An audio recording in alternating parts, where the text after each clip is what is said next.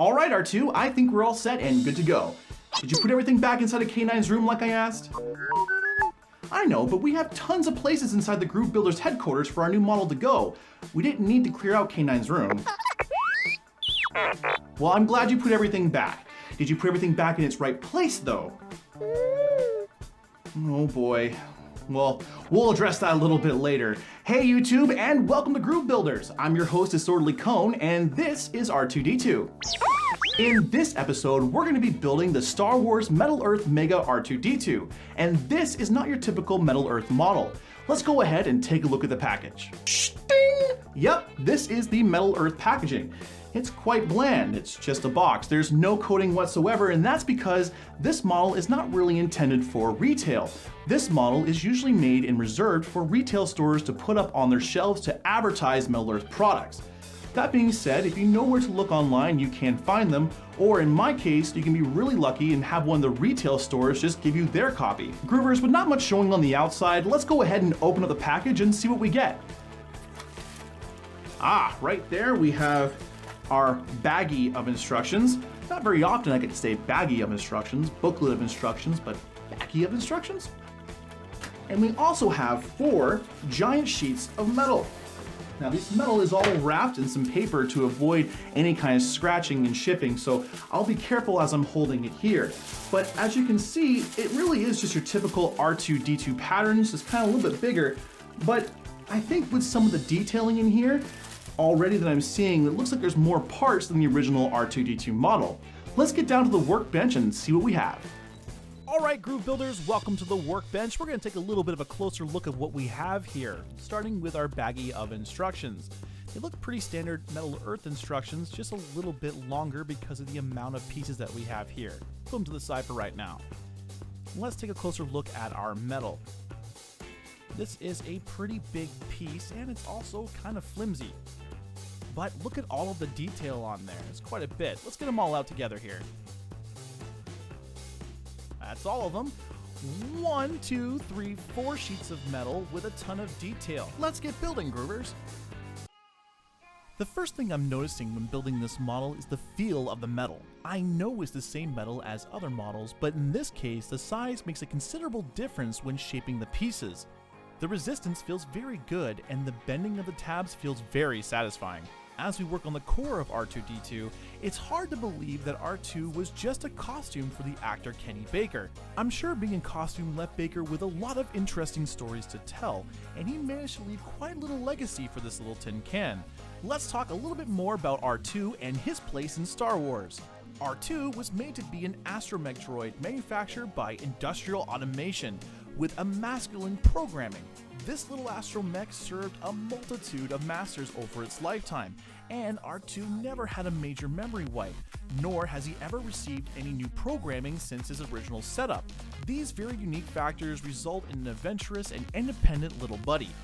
Over time, finding himself in big moments in the galactic history, his bravery and integrity have saved the galaxy time and time again.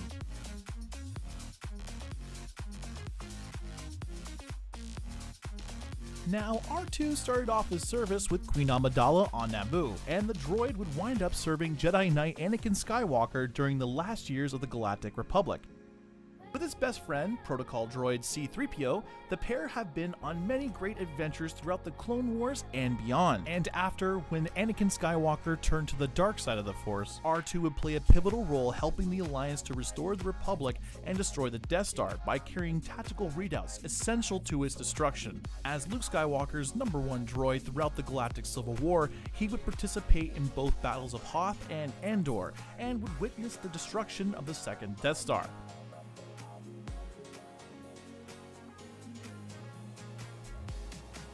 R2d2 is a pretty loyal droid, and he ends up staying with Luke Skywalker until the destruction of his Jedi Order.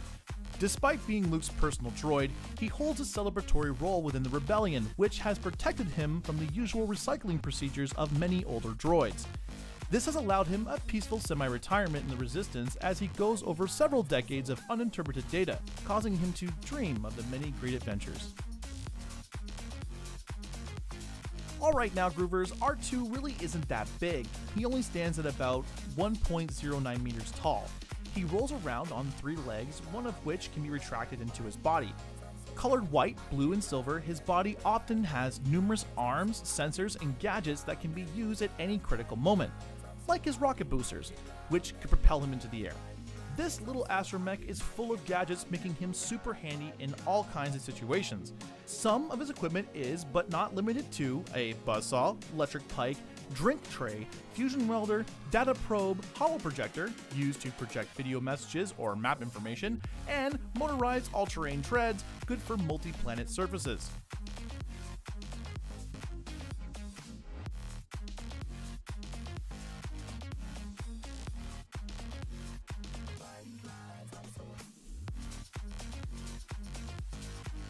Okay, group builders, we've learned a little bit about R2 and where he's from in the Star Wars universe, but I think it's also important to talk about behind the scenes stuff from the films. In the original Star Wars films, there were 2 different R2d2 costumes. One that was remote controlled and rolled around on 3 different legs, and another one which was worn by Mr. Baker and would walk on 2 legs. An interesting little fact is that Deep Roy served as Baker's doubles in episodes 7 and 8, providing stunts and filling in when Baker was unavailable. Just take that in for a moment. I had no idea about this. I know that Deep Roy has played a lot of other roles over the years, from Yoda to the Oompa Loompas in the new Charlie and the Chocolate Factory, but R2? That one is a new one for me. The radio-controlled R2D2 was operated by 3 different operators in the original series. John Steers in A New Hope, Brian Johnson in The Empire Strikes Back, and by Kit West in The Return of the Jedi. A neat little tidbit of information, Mr. Baker, who portrayed R2D2 in the costume, was not involved in the Star Wars Holiday Special. R2 was portrayed entirely by a radio-controlled unit operated by Mike Garris. In my opinion, almost blasphemy, but then again, so is the Christmas Special. I mean, Wookiee Christmas sounds great, but in practice, yeah. In the credits, R2D2 is credited as playing himself. Garris later went on to operate the radio-controlled R2D2 at various events, including the Oscars. Now, I know I said earlier the older movies had only 2 R2D2s. Well, the newer ones actually had a lot more. For instance, there were a total of 15 R2s on the set of Attack of the Clones. 8 were radio-controlled, 2 were worn by Baker, and the remainder were stunt models that could be moved by strings and wires. Funny enough, most of the R2s were prone to failure, particularly while shooting the Tatooine scenes. Radio-controlled R2D2 units were utilized a lot more in the prequel trilogy due to the advances in technology, but Baker was still used in some areas. The sound effects for R2D2's voice were created by sound designer Ben Burt, using an APR 2600 analog synthesizer, as well as his own vocalizations processed through other effects. The original props for R2D2 and C-3PO are used as auto automations in the queue areas of Disneyland Star Tours. The adventure continues. We actually have all of the Disney park models here to build on this channel. I've just been really waiting to get my formula down before we start building those because I'm a giant Disney fan and I just really want to do Disney right on this channel. Although Kenny Baker is credited, Anthony Daniels, who portrays C-3PO, has stated that Baker did not film any scenes in The Revenge of the Sith. Baker himself has said he probably only appeared in footage caught while shooting the previous 2 films.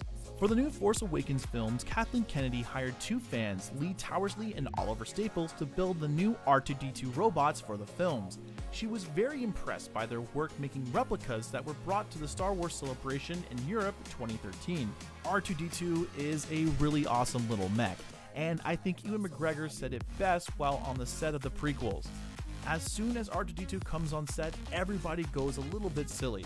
There's something about him that makes you feel great affection for him. In the DVD audio commentary for Revenge of the Sith, George Lucas says R2D2 is his favorite character, and that it's intentional that R2D2 saves the day at least once in every film. R2D2 has definitely made his mark on humanity, and I see no end in sight for this astromech's impact. Now let's get back into the build. And it almost looks like we're finished our center leg. We're going to attach a shoe here at the bottom with 4 tight twists. Now, it's very important to remember when building any metal model that when attaching detailed pieces, you really want to make sure they're super tight. And the reason for that is you don't want to have any of the pieces moving around on you, especially with Mega R2D2.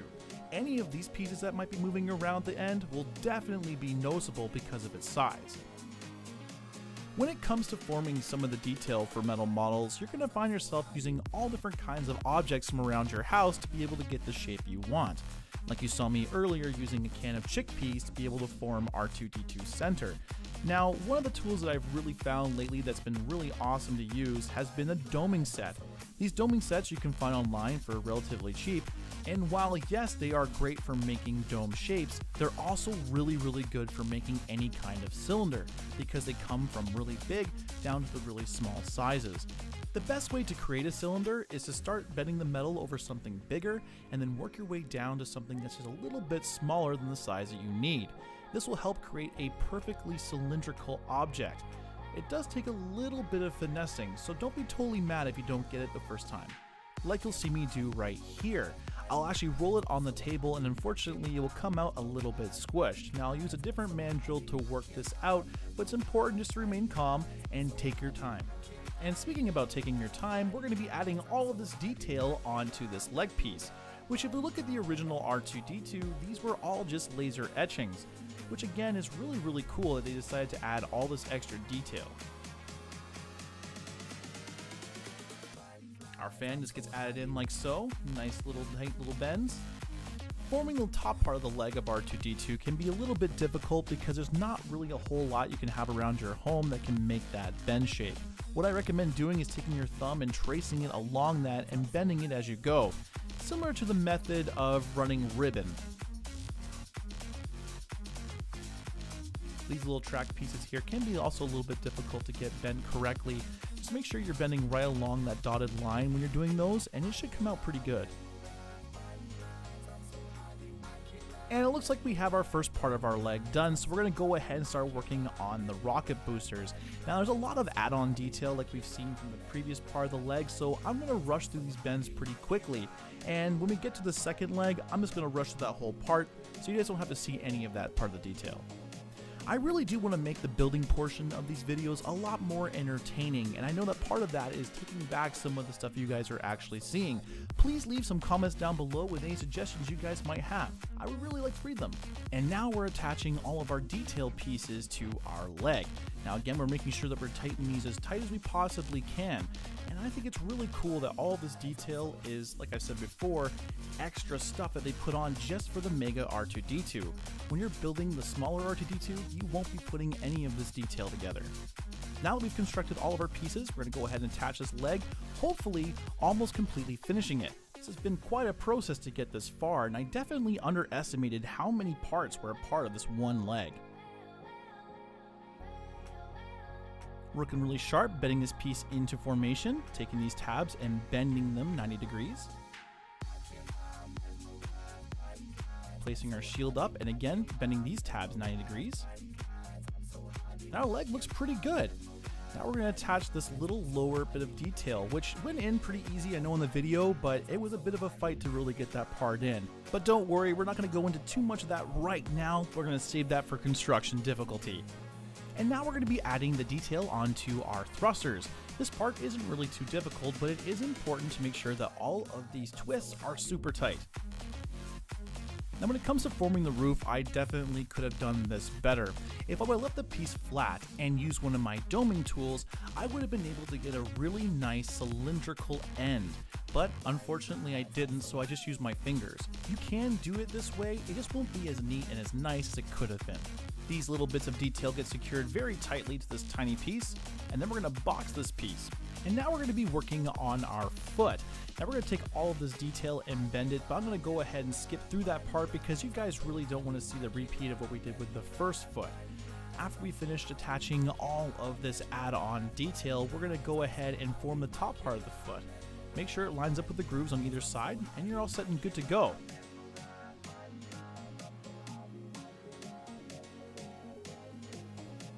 Now completing the rocket booster can be a little bit more difficult as we are again facing that top piece. Now here, if I would have used one of my doming tools, I would have came out with a better finish than I did. But nevertheless, always secure the inside first, and then once the inside is secure, you're going to attach that rocket booster all the way through and then tighten those two tabs with a very tight twist.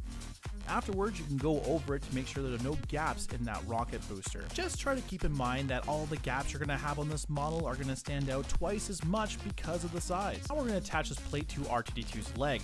It's very important to make sure this is nice and flush, as we're going to be using this part later to attach the leg to R2's body. The shoe gets attached the same way as we did before.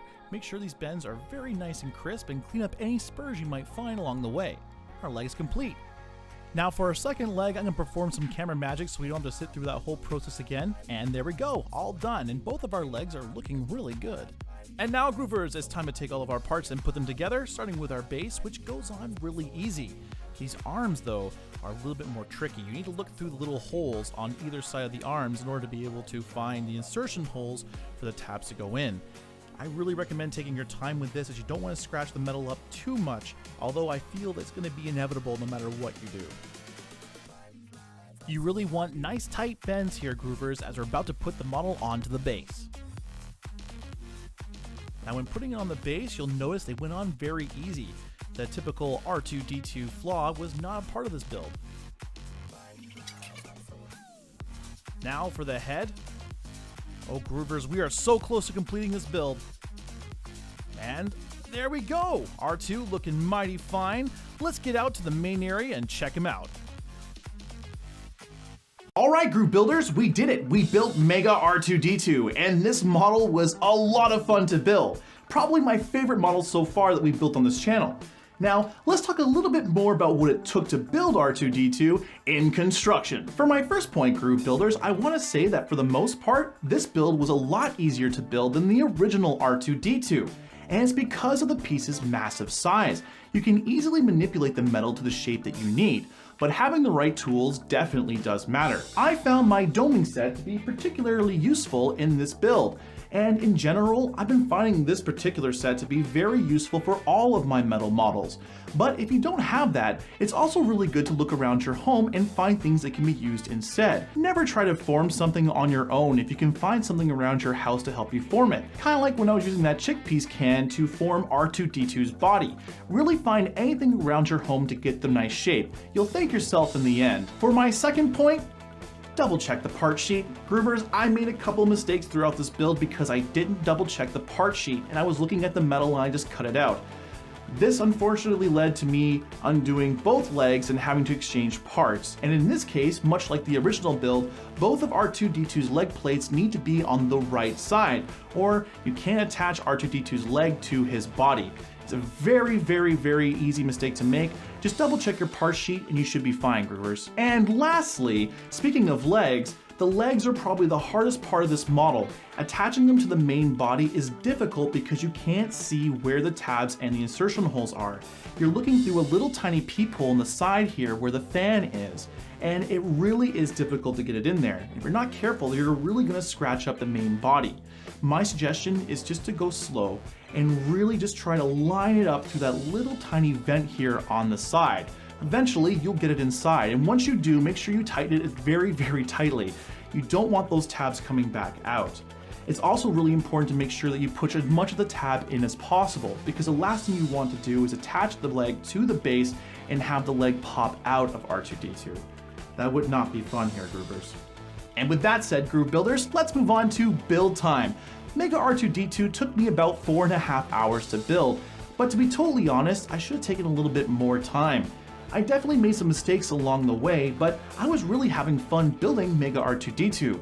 And once you're done, you're done. So Groovers, if you do pick this up in the store, make sure you take your time building it and don't rush through it. Really enjoy this build because there's not really many more like it. And finally, Groove Builders, let's move on to my thoughts. Mega R2d2 is an awesome model to build. If you find this model in the store and you're a fan of Star Wars or a fan of building any kind of metal model, you'd owe yourself this to pick this up. This is a great model to build, and because of the size of the pieces, you're gonna have a lot of fun shaping these, especially if you have the right tools at your hand. Now, Groovers, this is a little bit hard to find, and that's because of the fact that most of these come already assembled. And with how much fun I had, I can understand why. And with that said, there really isn't a whole bunch of Mega models out there. especially from Metal Earth. We have Mega R2d2, and they also have a mega version of the Eiffel Tower, a really cool model that we might build a little bit later. There are other companies out there that make some pretty big models, like MU's Thor armor, which is a whopping 12 sheets of metal. Now this one here, you can definitely believe we'll be building on our channel soon, so keep your eyes out for that video. But there's even bigger ones than these two guys, with Captain America, Iron Man, and Optimus Prime towering over these guys. Now I hope to get one of those models in the future, and when I do, you better believe there's going to be a Groove Builder episode on it. Alright Groove Builders, that brings us to the end of our show. I had a really good time building Mega R2d2 with you, and if you guys had a good time, don't forget to press that like button. For more videos like this, hit subscribe as well, as we got all kinds of really cool content coming out in the future. Until next time Groove Builders, keep building.